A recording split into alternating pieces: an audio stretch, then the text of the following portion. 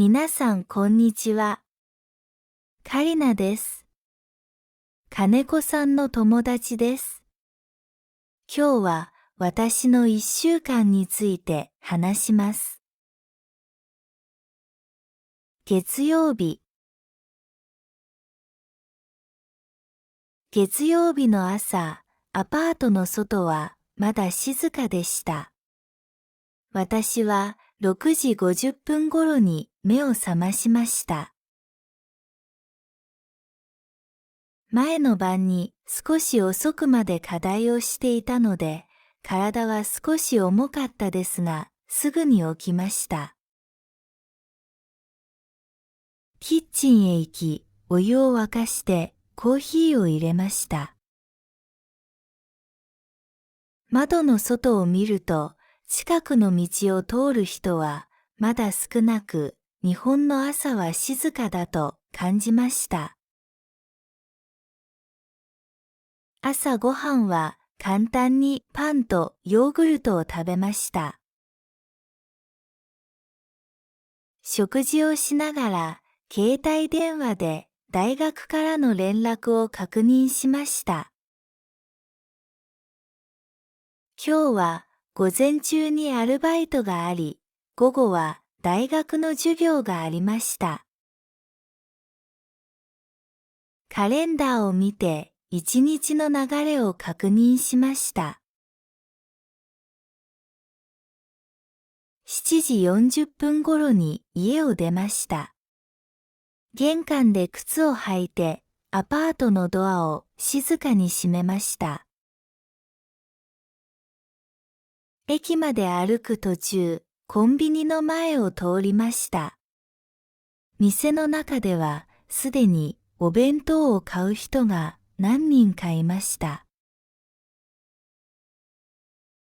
駅に着いて IC カードで改札を通りました。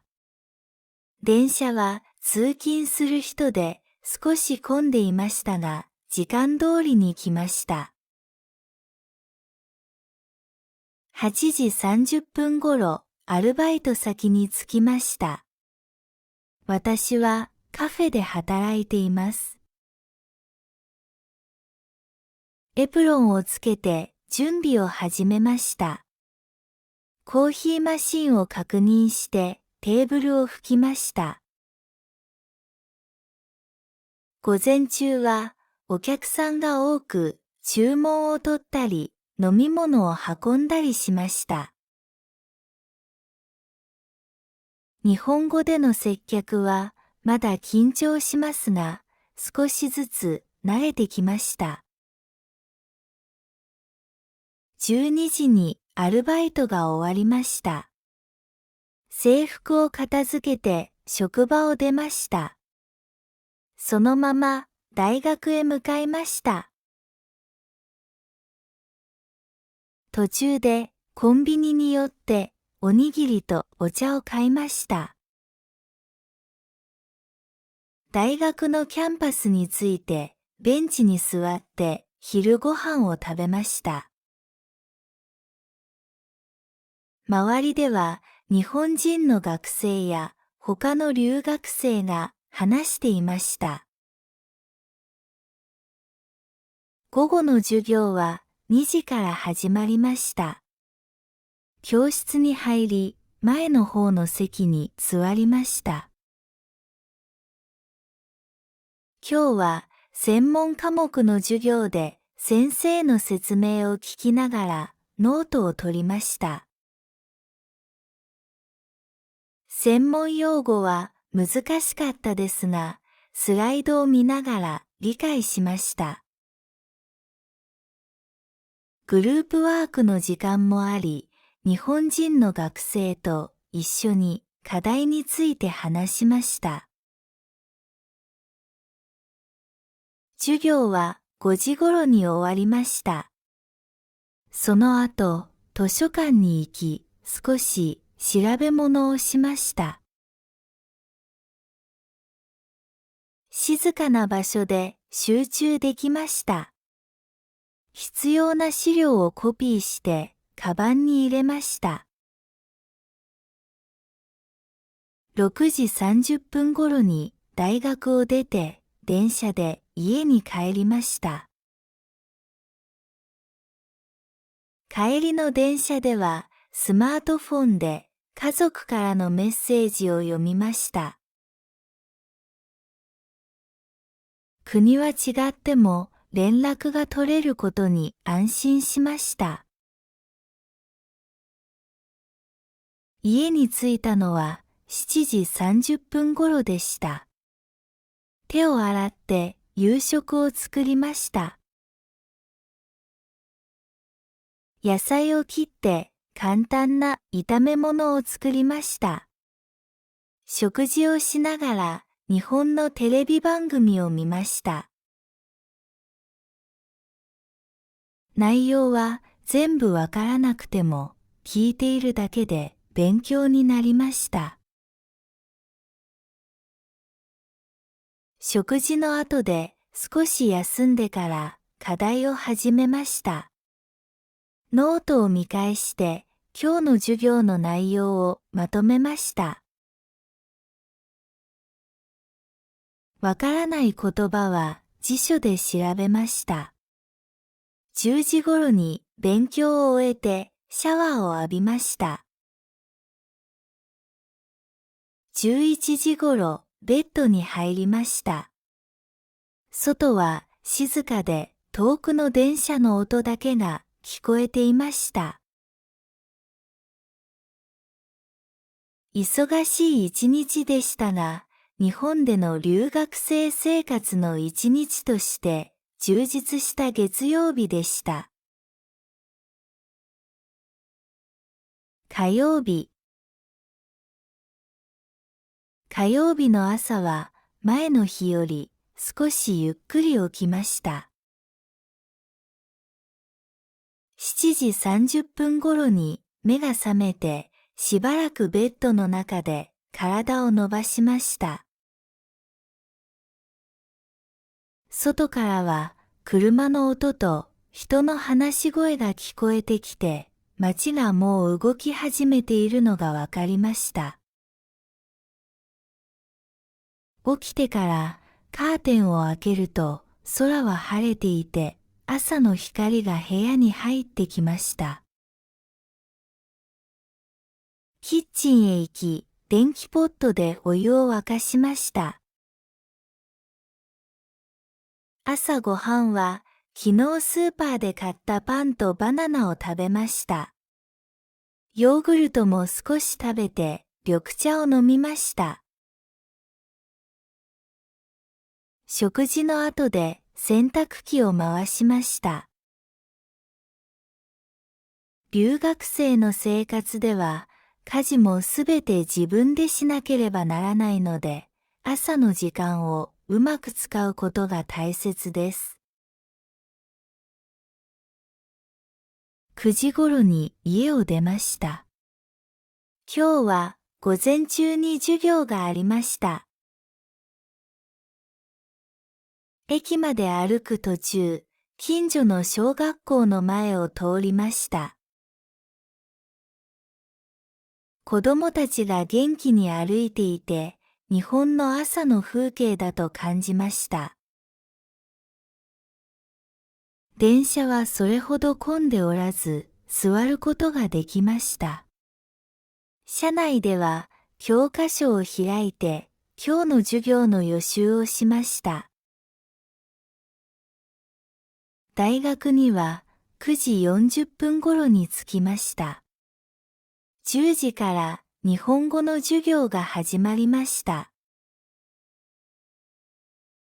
先生はゆっくり話してくれましたが、聞き取るのに集中が必要でした。クラスにはいろいろな国から来た留学生がいて、同じ教室で学んでいます。授業では文章を読んだり、先生の説明を聞いたりしました。ペアワークもあり、隣の学生と一緒に課題に取り組みました。日本語で話すのはまだ難しいですが、少しずつ自信がついてきました。授業は12時に終わりました。昼ご飯は学食で食べました。定食を注文してトレイを持って席に座りました。周りでは日本人の学生が友達と話しながら食事をしていました。静かすぎず、賑やかすぎず、日本の大学らしい雰囲気でした。食事の後で少しキャンパスを歩きました。午後は授業がなかったので、図書館で勉強しました。レポートの資料を探して本を何冊か借りました。静かな場所で集中して作業ができました。途中で少し疲れたので自動販売機でコーヒーを買って飲みました。4時頃に大学を出ました。そのままスーパーに寄って夕食の材料を買いました。野菜や肉、豆腐などを選びました。レジで支払いをして袋を持って家に帰りました。家に着いたのは5時頃でした。洗濯物を取り込んで畳みました。その後、夕食の準備をしました。野菜を切って簡単な料理を作りました。食事をしながらノートパソコンで動画を見ました。日本語の番組だったので、聞き取りの練習にもなりました。夜は少しゆっくり過ごしました。家族にメッセージを送って近況を伝えました。その後、明日の授業の資料を確認しました。カレンダーを見て、アルバイトの時間も確認しました。10時半頃にシャワーを浴びました。一日の疲れが少し取れました。髪を乾かしてからベッドに入りました。部屋の電気を消すと、外はもう静かでした。日本での留学生生活の中で、落ち着いた一日となった火曜日でした。水曜日。水曜日の朝は少し疲れが残っていました。7時頃に目が覚めてしばらく天井を見ながら体を休めました。外では車の音が聞こえていて、いつもの平日の朝だとわかりました。起きてからカーテンを開けると空は曇っていて強い日差しはありませんでした。キッチンに行き、軽く朝ごはんを用意しました。ヨーグルトと果物を食べて水を飲みました。アルバイトが長い日だったので、あまり時間をかけずに準備をしました。食事の後で制服を確認してカバンに入れました。8時頃に家を出ました。駅まで歩きながら今日のシフトを頭の中で整理しました。電車に乗ってアルバイト先へ向かいました。通勤時間は30分ほどでした。車内では周りの人の会話を聞きながら日本語の表現に注意しました。9時からアルバイトが始まりました。今日は朝から忙しくお客さんが多い日でした。注文を取って飲み物を作り、料理を運びました。わからないことがあるときは、先輩に聞きながら仕事を進めました。日本語でのやりとりは大変ですが、少しずつ慣れてきました。12時頃に短い休憩がありました。スタッフルームでお弁当を食べました。周りのスタッフは日本人が多く、仕事の話を聞きながら静かに過ごしました。休憩の時間は短かったですが、体を休めることができました。午後も引き続きアルバイトがありました。午後は団体のお客さんが来て、店の中が賑やかになりました。忙しい時間が続きましたが、仕事は順調に進みました。言葉を間違えた時もありましたが、その度に丁寧に教えてもらいました。5時頃にアルバイトが終わりました。制服を片付けて挨拶をしてから店を出ました。外に出ると空が少し明るくなっていて気温も下がっていました。駅まで歩きながら体の疲れを感じました。帰りの電車ではほとんど立ったままでした。つり革につかまりながら窓の外を見ていました。家に着いたのは6時半頃でした。すぐに手を洗って着替えました。夕食は簡単に済ませました。冷蔵庫にあった食材を使って軽い料理を作りました。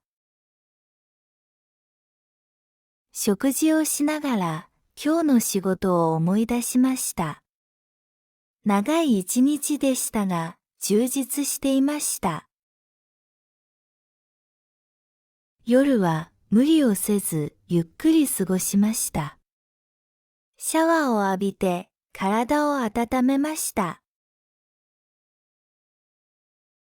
その後、ベッドの上で携帯電話を見ました。家族からのメッセージを読んで少し安心しました。10時半頃に電気を消して寝ました。外は静かで遠くの電車の音がかすかに聞こえていました。アルバイトが中心だった水曜日は体は疲れましたが大切な経験が増えた一日でした。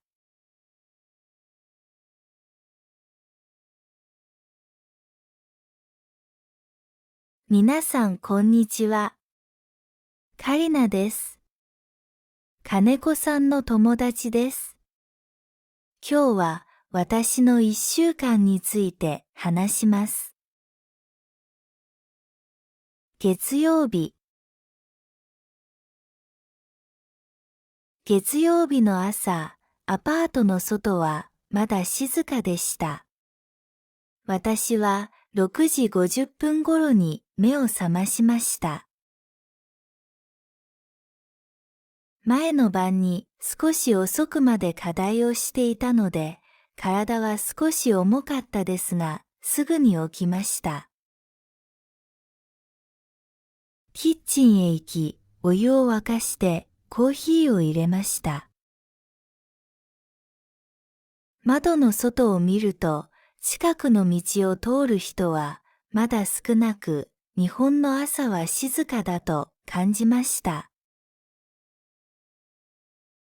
朝ごはんは簡単にパンとヨーグルトを食べました。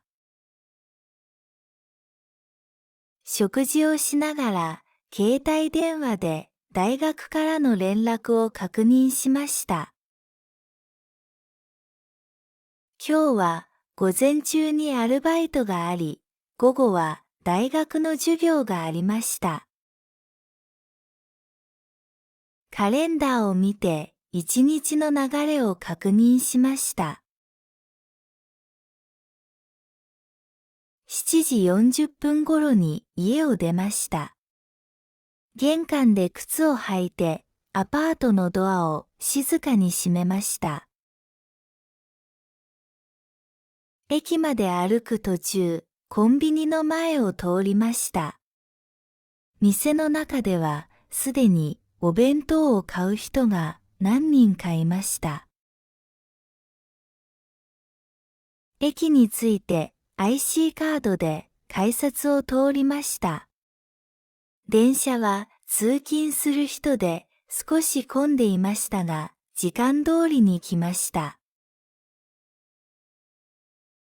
8時30分頃、アルバイト先に着きました。私はカフェで働いています。エプロンをつけて準備を始めました。コーヒーマシンを確認してテーブルを拭きました。午前中はお客さんが多く注文を取ったり飲み物を運んだりしました。日本語での接客はまだ緊張しますが、少しずつ慣れてきました。12時にアルバイトが終わりました。制服を片付けて職場を出ました。そのまま大学へ向かいました。途中でコンビニに寄っておにぎりとお茶を買いました。大学のキャンパスに着いてベンチに座って昼ご飯を食べました。周りでは日本人の学生や他の留学生が話していました。午後の授業は2時から始まりました。教室に入り、前の方の席に座りました。今日は専門科目の授業で先生の説明を聞きながらノートを取りました。専門用語は難しかったですが、スライドを見ながら理解しました。グループワークの時間もあり、日本人の学生と一緒に課題について話しました。授業は5時頃に終わりました。その後、図書館に行き、少し調べ物をしました。静かな場所で集中できました。必要な資料をコピーして、カバンに入れました。6時30分頃に大学を出て、電車で家に帰りました。帰りの電車では、スマートフォンで家族からのメッセージを読みました。国は違っても連絡が取れることに安心しました。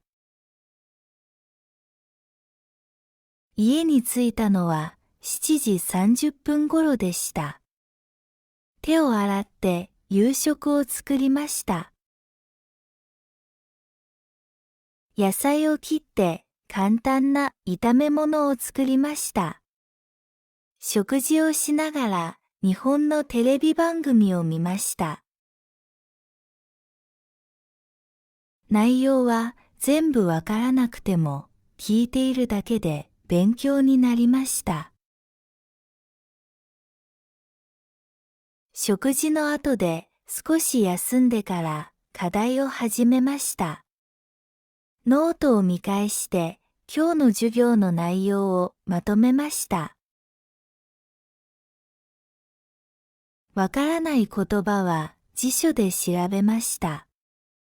10時頃に勉強を終えてシャワーを浴びました。11時頃ベッドに入りました。外は静かで遠くの電車の音だけが聞こえていました。忙しい一日でしたが、日本での留学生生活の一日として充実した月曜日でした。火曜日。火曜日の朝は前の日より少しゆっくり起きました。7時30分頃に目が覚めてしばらくベッドの中で体を伸ばしました。外からは車の音と人の話し声が聞こえてきて、街がもう動き始めているのがわかりました。起きてからカーテンを開けると空は晴れていて、朝の光が部屋に入ってきました。キッチンへ行き、電気ポットでお湯を沸かしました。朝ごはんは昨日スーパーで買ったパンとバナナを食べました。ヨーグルトも少し食べて緑茶を飲みました。食事の後で洗濯機を回しました。留学生の生活では家事もすべて自分でしなければならないので、朝の時間をうまく使うことが大切です。9時頃に家を出ました。今日は午前中に授業がありました。駅まで歩く途中、近所の小学校の前を通りました。子供たちが元気に歩いていて、日本の朝の風景だと感じました。電車はそれほど混んでおらず、座ることができました。車内では教科書を開いて、今日の授業の予習をしました。大学には9時40分頃に着きました。10時から日本語の授業が始まりました。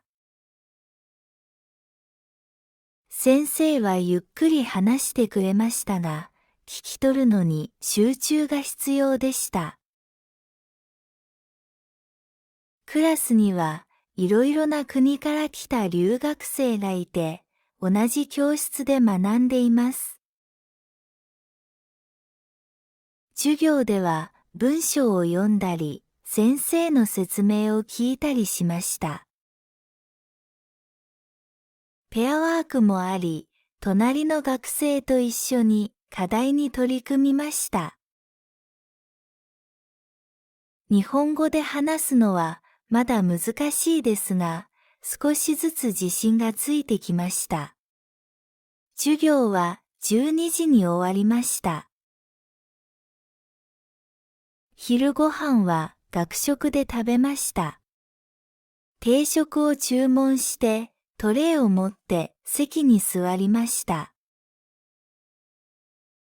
周りでは日本人の学生が友達と話しながら食事をしていました。静かすぎず、賑やかすぎず、日本の大学らしい雰囲気でした。食事の後で少しキャンパスを歩きました。午後は授業がなかったので図書館で勉強しました。レポートの資料を探して本を何冊か借りました。静かな場所で集中して作業ができました。途中で少し疲れたので自動販売機でコーヒーを買って飲みました。4時頃に大学を出ました。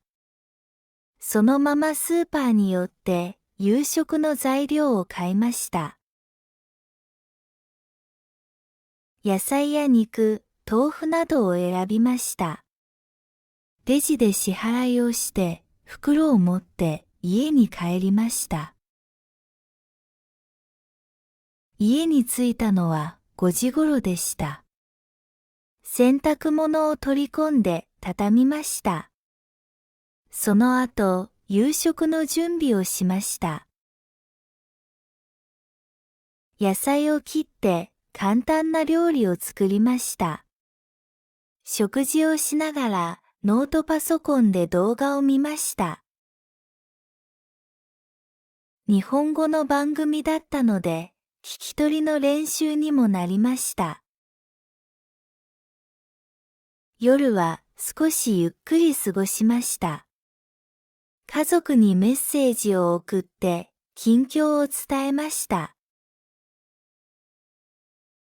その後、明日の授業の資料を確認しました。カレンダーを見て、アルバイトの時間も確認しました。10時半頃にシャワーを浴びました。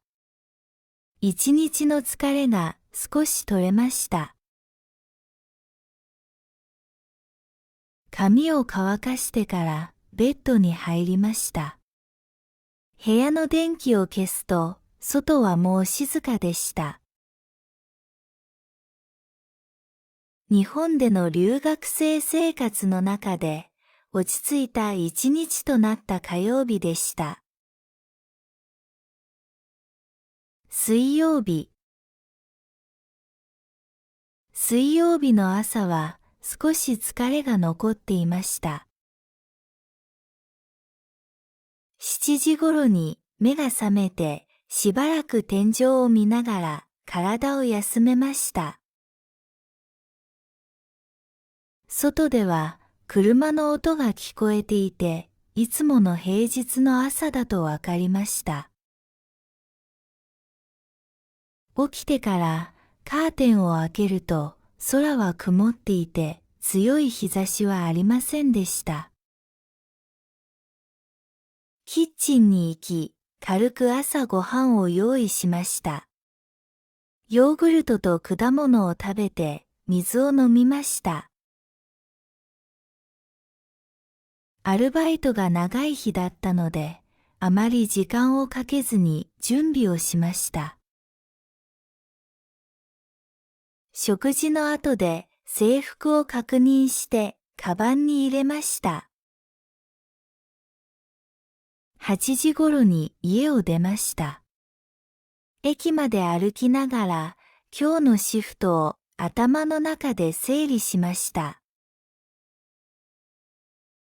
電車に乗ってアルバイト先へ向かいました。通勤時間は30分ほどでした。車内では周りの人の会話を聞きながら日本語の表現に注意しました。9時からアルバイトが始まりました。今日は朝から忙しくお客さんが多い日でした。注文を取って飲み物を作り料理を運びました。わからないことがあるときは先輩に聞きながら仕事を進めました。日本語でのやりとりは大変ですが、少しずつ慣れてきました。12時頃に短い休憩がありました。スタッフルームでお弁当を食べました。周りのスタッフは日本人が多く、仕事の話を聞きながら静かに過ごしました。休憩の時間は短かったですが、体を休めることができました。午後も引き続きアルバイトがありました。午後は団体のお客さんが来て、店の中が賑やかになりました。忙しい時間が続きましたが、仕事は順調に進みました。言葉を間違えた時もありましたが、その度に丁寧に教えてもらいました。5時頃にアルバイトが終わりました。制服を片付けて挨拶をしてから店を出ました。外に出ると空が少し明るくなっていて気温も下がっていました。駅まで歩きながら体の疲れを感じました。帰りの電車ではほとんど立ったままでした。つり革につかまりながら窓の外を見ていました。家に着いたのは6時半頃でした。すぐに手を洗って着替えました。夕食は簡単に済ませました。冷蔵庫にあった食材を使って軽い料理を作りました。食事をしながら今日の仕事を思い出しました。長い一日でしたが充実していました。夜は無理をせずゆっくり過ごしました。シャワーを浴びて体を温めました。その後、ベッドの上で携帯電話を見ました。家族からのメッセージを読んで少し安心しました。10時半頃に電気を消して寝ました。外は静かで遠くの電車の音がかすかに聞こえていました。アルバイトが中心だった水曜日は体は疲れましたが大切な経験が増えた一日でした。